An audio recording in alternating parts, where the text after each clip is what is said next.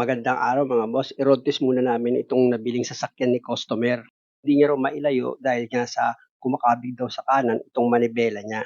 Bukod doon, pag inapakan niya yung brake pedal, mahina na yung preno tapos yung brake pedal niya pa, nagtataas baba. At meron pang ibang problema. Tapos pag, di ba po pag lumigo po kayo ganyan, kahit kaliwa kanan, tapos pag sinilin niya daw may tok-tok-tok sa gilid po. Ganon. Opo. Kaya bili mo rito? Bali sir, nabili ko po siya sa pamangkin ko ng 200 po. Ito, bili mo? Opo. Anong model? 2015 po. Pwede na. Sige nga, bitawan mo yung manibela. Tingnan natin kung kakabig.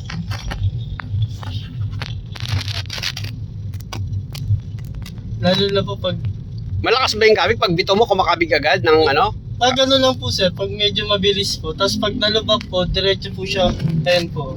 Diretso kabig siya, Opo, kanan. Opo, pakanan po talaga po siya. Pero tapos pag nasa mabilis po kayong pace, mga siguro mga 50 to 60 kila, ano po, gumagano siya paunti-unti.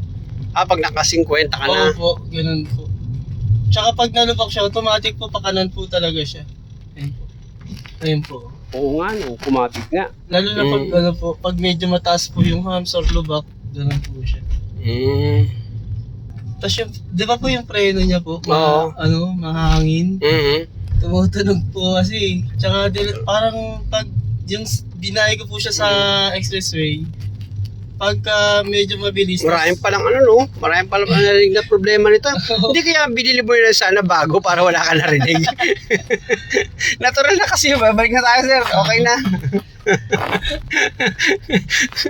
Ang daming ingin, dahil mo reklamo eh, no? Pero binili mo luma. Anak na talaga, sa ko papahirapan eh, no? Ganun talaga eh. Kasi sir, lagi ko kayo talaga pinapanood. Kaya sabi ko parang ang sarap ipagawa sa inyo po yung sasakyan. Kasi po, Kaya pala binili mo luma. Ayun, ganda ng katwiran. Pag may mga gas station, hindi naman siya kumakanan. ay hindi. Kasi baka mamaya malakas din sa gas, siyempre kumakanan na yun. Kasi minsan po talaga, pag lalo na po Pag nakakita ng gas station, kumakanan din. May problema din. Kaya po talaga nag-ano po ako sa inyo kasi po uwi po kami ng ng Ilocos Sur po. Sa may Tagudin po. Yung papa po kasi ng misis ko po taga doon. Sakto po kabibili lang po namin. Even i-road test na namin siya doon pa. Sa assessment ko dito sa sasakyan ni customer, kaya ito kumakabig dahil yun sa shock mounting, malamang pudpud na yan. At yung magalaw naman na brake pedal, pag inapakan niya, sa rotor disc yan. Actually, dito sa kanang gulong niya sa harapan, may naririnig akong kalansing pag nalulubak kami. Isa pa yun sa check-upin ko. Hindi ko naman mapangalanan yung ingay dahil nga sa kakaiba yung tunog. Pero meron na akong suspect, kaya lang napaka-imposible para lumuwag yun. Pero yung problema niya kumakabig sa kanan yung manibela pag nalulubak tapos meron pa siyang ingay, sigurado shock mounting yun. Okay. Teka Sige lang po. tigil mo muna.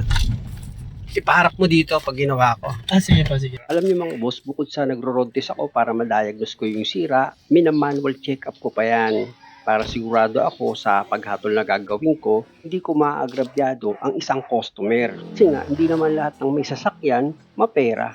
Sa pag-check up naman itong shock mounting, lagyan nyo lang ng tubo dito sa ilalim ng gulong tsaka nyo iangat-angat. Kaya lang kulang pa ako sa pag-jack, kaya iangat ko pa itong gulong para pumasok nga itong tubo ko. Ayan mga boss, mataas na. Pwede ko na ngayon iangat-angat itong gulong. Ayan o, pag angat ko ng gulong, medyo may kaunting siyang play.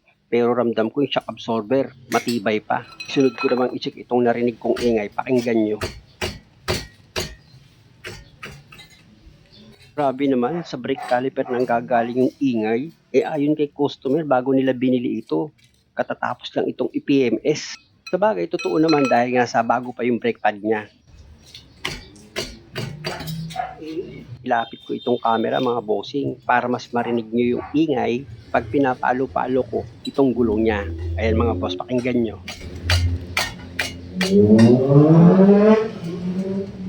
Mga kalasing yung preno mo. Ilapit ko yung camera mga boss para makita nyo yung brake caliper niya na magalaw. Yan o, kita o.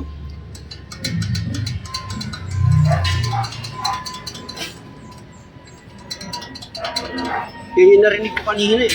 Kaya pala hindi pamilyar sa akin yung tunog dahil nga sa bibihirang mangyari na lumuwag yung bolt dito sa brake caliper. Pero kung sa sliding pin bolt yan, alam ko kung ano yung tunog nun. Pero dito, sa narinig ko kasi iba kaya hindi ko mapangalanan kay customer. Yun naman pala, itong brake caliper niya, maluwag yung bolt. Ang galing ko na nga itong gulong.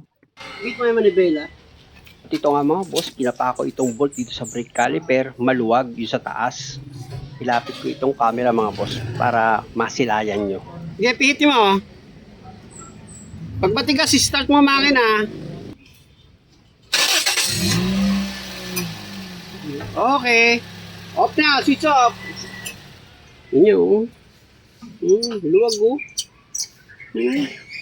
Kakakalas-kalas na tong ano mo luwag oh. Tatanggal na yung ano sa brake caliper mo.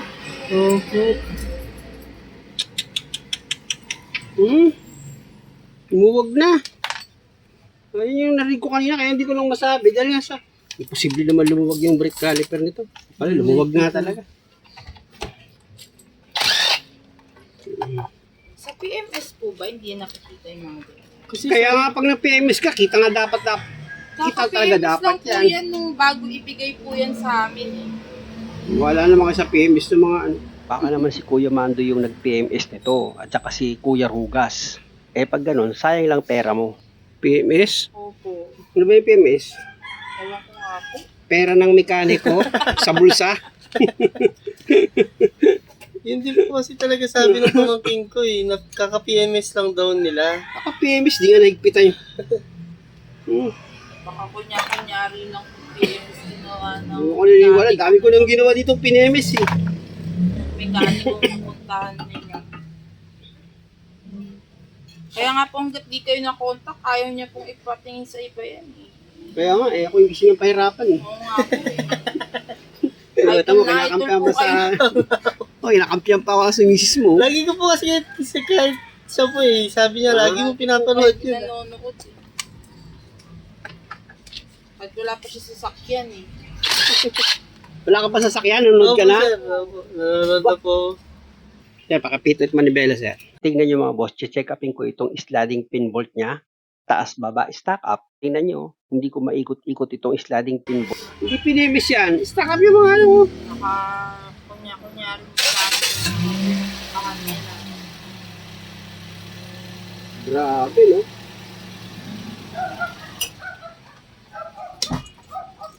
Sir, sagad mo, sir. Sagad mo, sir. Pit kabila. Sagad mo. Opo. Okay. Di ba kayang ikutin lang at kung napanda rin? Kaya naman yan eh. Oh, di ba? Okay na. Dito naman sa gagawin ko mga boss, i-disconnect ko itong tie rod dito sa steering knuckle niya para ma-check ko na rin yung tie rod at yung rack end kung meron siyang kalog. Tanggalin ko nga itong cutter pin niya tapos isprayan ko yan ng penetrating oil dahil nga sa sobrang kalawang. Itong bolt ay nasa shock absorber, naku, pinalawang din. Tanggalin ko na nga itong nut dito sa tie rod. Gumamit lang naman ako dyan ng socket wrench na number 17. Tapos paluin ko ng ball hammer itong steering knuckle para bumitaw yung tie rod. Ayan mga boss, bumitaw na yung tie rod. Pwede ko na ngayon ma-check yan. Ayan, inuga ko yung tie rod mga boss. Kung makikita nyo, wala naman siyang kalog. Pati yung racking niya, okay na okay pa.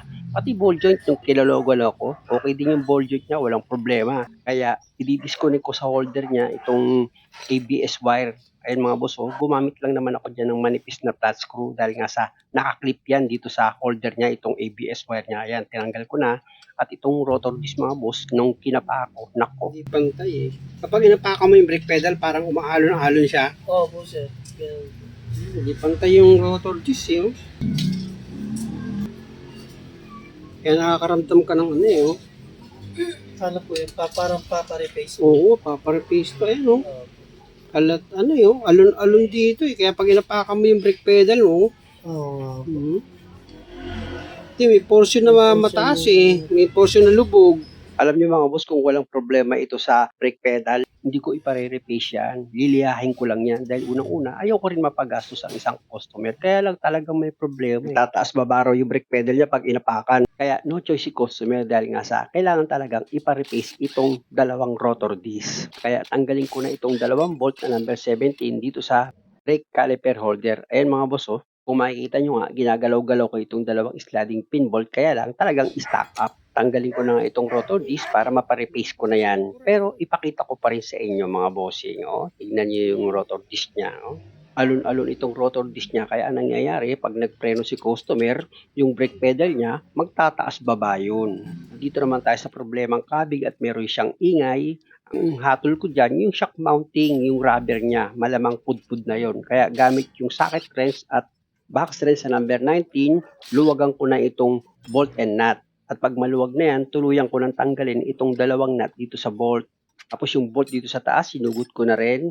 Dahil sa medyo masikip itong pangalawang bolt, nakita nyo, di ba, pinalo ko yan. Tsaka ako ngayon inuga-uga para matanggal ko yung pangalawang bolt. Ayan mga boss, pwede ko nang i-disconnect itong shock absorber dito sa steering knuckle niya. After nyan, dito naman ako sa ibabaw ng shock absorber. Dahil kinalawang yung nut, isprayan ko yan ng penetrating oil para hindi ako mahirapan magluwag ng nut. And mga boss, kung makikita nyo, gumamit ako dyan ng Allen wrench. At dahil nga sa masikip, syempre, nagpatulong ako kay customer. Siya yung hahawak dito sa Allen wrench para pangontra. Tapos luluwagan ko naman itong nut. Yun, lumuwag din. At dahil nga sa maluwag na itong nut dito sa shock mounting, pwede ko na ngayon tuluyang tanggalin na itong nut niya para matanggal ko din itong washer. Alam niyo mga boss, kung ganitong klase yung sasakyan nyo, isang nut lang yung tatanggalin nyo dito sa ibabaw ng shock absorber. Tapos pwede mo nang matanggal yung washer niya. Ayan mga boss, natanggal ko na yung nut at ito na ngayon yung washer. At dahil wala nang sagabal na nakakapit dito sa shock absorber, pwede ko na ngayon i-pull out yan. Ilahin nyo lang yan mga boss. Ayan o, diba? Ganun lang. At ito na ngayon yung pinabili ko na shock mounting. Dahil nga sa sigurado ako, yan na yung pinanggagalingan ng cabin ng manibela ni customer. Pati yung ingay kapag lumiliko siya. Dahil nga kita nyo, yung shock mounting nyo, pudpud na. Kaya nga, palitin na talaga yan. Sa pagtanggal naman ng shock mounting, gumamit kayo ng coil spring compressor. Ayan mga boss, yung gagamitin ko. Importante kasi, bago nyo luwagan yung nut dito sa ibabaw ng shock mounting, kailangan napaiksi nyo itong coil spring ng shock absorber nyo para hindi kayo maaksidente. Kasi pag niluwagan nyo basta-basta yung nut dito sa ibabaw ng shock mounting nyo, naku, pipitik itong coil spring nyo pagkatanggal ng nut niya. Kaya importante na paiksi nyo muna itong coil spring bago nyo tanggalin yung nut dito sa shock mounting. At syempre, para balanse yung gagawin yung pagpapaiksi dito sa coil spring, dapat dalawang coil spring compressor ang gagamitin nyo. At kung lumuwag na itong coil spring mo dito sa shock absorber, o pwede mo na ngayon tanggalin yung nut dito sa shock mounting. Gumamit ka dyan ng socket wrench na number 17. Ayun mga boss, kung makikita nyo, iluluwagan ko na itong nut dito sa shock mounting. Kaya lang ang problema, sumasama sa pag-ikot itong rod ng shock absorber. Pag ganyan mga boss, pwedeng gumamit ka ng vice grip tsaka basahan, ipitin mo itong rod ng shock absorber mo. Pero dito sa bandang taas, wag sa baba. Hindi kasi pwedeng magasgas yung rod niyan. Nako, masisira yung shock absorber. At pag naipit mo na itong rod, pwede mo na ngayon tuluyan tanggalin itong nut dito sa shock mounting. Ayan mga boss, natanggal na yung nut niya. Pwede mo na ngayon tanggalin itong shock mounting sa mga itong spring seat niya. Tapos ito namang shock absorber, hugutin ko na yan dito sa coil spring. Sa nakita ko dito sa shock absorber niya mga boss, parang napalitan na ito, fluid type na lang yung inilagay. Kaya lang mga boss, mahaba pa itong video. Pasensya muna kayo, abangan nyo sa part 2 para malaman nyo kung naging okay ba yung pagkakagawa ko ng sasakyan ni customer. Muli, maraming salamat sa panonood. Sana nakakuha kayo ng idea at kung maaari, huwag nyo naman sanang kalimutang mag-subscribe sa channel ko. Maraming salamat!